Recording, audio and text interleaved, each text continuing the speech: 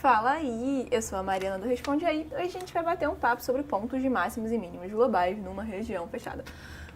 Fiquei até cansada de tão grande que é esse título. Enfim, pontos de máximo e mínimo, eles podem ocorrer em duas situações, né? A primeira delas, que a gente já viu, é que eles podem ocorrer em todo o domínio da função. E aí, nesse caso, a gente faz aquele negócio de achar os pontos críticos, e aí a gente considera todos os pontos críticos da função e classifica eles lá, fazendo um teste de derivada segunda, coisa e tal. Beleza. Aí, só que os pontos de máximo e mínimo, eles podem ocorrer também numa região fechada. E aí, nesse caso, a gente não vai considerar mais todos os pontos críticos da função. A gente vai considerar só os pontos críticos que estão dentro dessa região fechada. E, além dos pontos críticos que estão dentro da região fechada, a gente vai ter outros candidatos a máximo e mínimo da função, que vão ser os pontos que estiverem na fronteira da nossa região. Então, em uma região fechada, os pontos de máximo e mínimo, os máximos e mínimos, né, da nossa função, eles podem ocorrer nos pontos críticos da função que estiverem dentro da região fechada e também na fronteira da região, beleza? Show de bola! Então vamos encontrar os pontos de máximos e mínimos dessa função aqui no interior desta região fechada aqui. Primeira coisa que a gente precisa fazer é entender que região fechada é essa. E aí, como é que a gente faz isso? A gente pode abrir esses módulos aqui para poder ver se a gente consegue chegar a algum lugar. Então, abrindo o primeiro módulo, a gente tem módulo de x menor ou igual a 2. Abrindo esse módulo, a gente vai ficar que o x está entre menos 2 e 2. Mesma coisa para o y vai estar entre menos 2 e 2. Então, se a gente tem um x limitado e um y limitado, essa nossa região aqui, ela é nada mais nada menos do que um quadrado, onde aqui o nosso x está entre menos 2 e 2, nosso y está entre menos 2 e 2 também. Beleza? Show! Então, a gente entendeu a nossa região fechada, que era uma região nem tão difícil assim, né? Um quadradinho aqui bonitinho. E, geralmente, as regiões fechadas, elas vão ser regiões assim, tranquilas, tipo um retângulo, um quadrado, né? Como nesse caso aqui, um triângulo, coisas assim que são mais de boas, beleza? Show! Então, vamos encontrar os máximos e mínimos globais da nossa função dentro dessa região que a gente acabou de ver que era um quadrado. A primeira coisa, a gente viu que os pontos de máximos e mínimos em uma região fechada, eles podem ocorrer nos pontos críticos dentro da região fechada e também na fronteira da região. Então, a primeira coisa, vamos buscar o ponto crítico dessa função. O que a gente faz? A gente pega a função deriva igual a zero, né? As derivadas parciais igual a zero, e aí a gente encontra que o único ponto crítico da nossa função é esse ponto aqui. E a gente precisa ver se esse ponto está dentro da nossa região fechada, porque senão ele não vai servir pra gente. Porque a gente está buscando os máximos e mínimos só dentro da região, beleza? E aí, esse ponto, ele está de fato dentro da nossa região. Por quê? O nosso x desse ponto é 3 meios. E 3 meios, ele está entre menos 2 e 2, que é o limite do nosso x na região. E o nosso y é igual a menos 1 meio. E menos 1 meio também está entre menos 2 e 2, que são os limites, né, do nosso y na nossa região, lá que era o quadrado. Beleza? Então, o nosso P1... ele está dentro da região fechada e ele é o nosso primeiro candidato a máximo e mínimo da função, beleza? Agora a gente precisa, então, analisar a fronteira da região para ver se tem máximo e mínimo na fronteira da região. E para analisar a fronteira, a primeira coisa que a gente faz é separar os vértices da região, que são esses daqui. Repara só, nossa região é essa, aquele quadradinho lá. Então, os vértices vamos ter aqui o ponto menos 2. Menos 2 e menos 2 é esse ponto. O ponto é menos 2 e 2, que é esse daqui. O ponto 2 e menos 2, que é... Não, 2 e menos 2, que é esse aqui. Enfim, vocês entenderam, né? Esses pontos aqui são os pontos que são os vértices da nossa função e eu só separei eles aqui, beleza? Show! Aí, vamos buscar os candidatos nos lados da nossa região. E aí, você repara aqui que eu numerei os lados, né? Eu chamei esse lado aqui de lado 1, lado 2, lado 3 e lado 4. E a gente vai analisar cada um desses lados, beleza? Vamos começar pelo lado 1.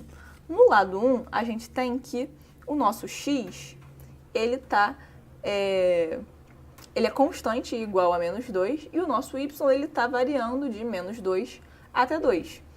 E aí, eu posso pegar, então, esse x constante e substituir na expressão da função. Então, a nossa função, que era de x e y, vai virar uma função de menos 2 e y. Ou seja, ela vira uma função de uma variável só. Beleza? E aí, se a gente tem uma função de uma única variável, e aí a gente está buscando máximos e mínimos em cima dessa função de uma só variável. O que a gente precisa fazer? A gente precisa derivar essa função e igualar ela a zero para achar os máximos e mínimos, né? Os candidatos lá a máximo e mínimo. Só que isso daqui é uma função de uma variável. Então, a derivada que a gente vai fazer é aquela derivada normal lá de cálculo de uma variável que a gente aprende no cálculo de uma variável. E aí, tranquilo, né? Então, pegando aqui nossa função e derivando em relação a y e igualando a zero, a gente vai ficar com isso daqui. Peguei isso aqui, derivei em relação a y, igualei a zero. A gente descobre que o nosso y vale menos 1/2. E aí, a gente está, lembrando, em cima do lado 1, analisando aqui o lado 1. Em cima desse lado 1, o x é constante e igual a menos 2. Se a gente já tem o valor de y, já tem o valor de x, a gente descobre que o nosso candidato em cima do lado 1 é o ponto menos 2 e menos 1/2. Show! Agora vamos para o lado 2, que é esse lado aqui, onde o nosso y é constante igual a 2 e o x está variando aqui de menos 2 até 2. Então, substituindo o y igual a 2 na expressão de f de x e y, a gente vai chegar numa função de uma variável só, a variável x. E aí, queremos buscar os máximos e mínimos nessa função aqui, né? Que é este lado aqui. E aí, a gente, que é em cima desse lado, né? E aí a gente pega e faz derivada disso aqui igual a zero. Então, derivando igualando a zero, deriva em relação a x igual a zero, a gente descobre que o nosso x vale 3/2. Só que em cima do lado 2, o y era constante e igual a 2. Então, o nosso candidato em cima do lado 2 vai ser o ponto 3/2 e 2. Show? Vamos buscar agora o candidato no lado 3, que é esse lado aqui. No lado 3, a gente tem que o x é constante igual a 2 e o nosso y está variando de menos 2 até 2. Substituindo x igual a 2 na expressão de f de x e y, a gente chega numa função de uma variável só, que é a variável y. E aí, para achar os candidatos a máximos e mínimos, a gente deriva e iguala a zero. Fazendo a nossa derivada lá, de cálculo de uma variável, a gente descobre que o y ele vale menos 1/2. Em cima do lado 3, o x era constante igual a 2. Então, o nosso candidato no lado 3 é o ponto 2 e menos meio. Agora, finalmente, vamos para o nosso último lado, que é o lado 4, que é esse lado aqui, onde o nosso y é constante igual a menos 2 e o x está variando de menos 2 até 2. Então, substituindo y igual a menos 2 aqui na nossa função, na expressão de f, a gente chega nessa função de uma variável aqui.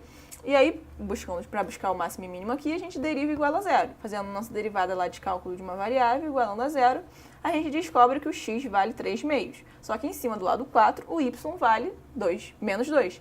Então, o nosso candidato em cima do lado 4 é o ponto 3/2 e menos 2. Assim, o que a gente fez aqui, acabou de fazer? A gente analisou todos os lados da nossa função, da nossa região fechada, né? Todos os lados. E a gente guardou os candidatos em cima desses lados.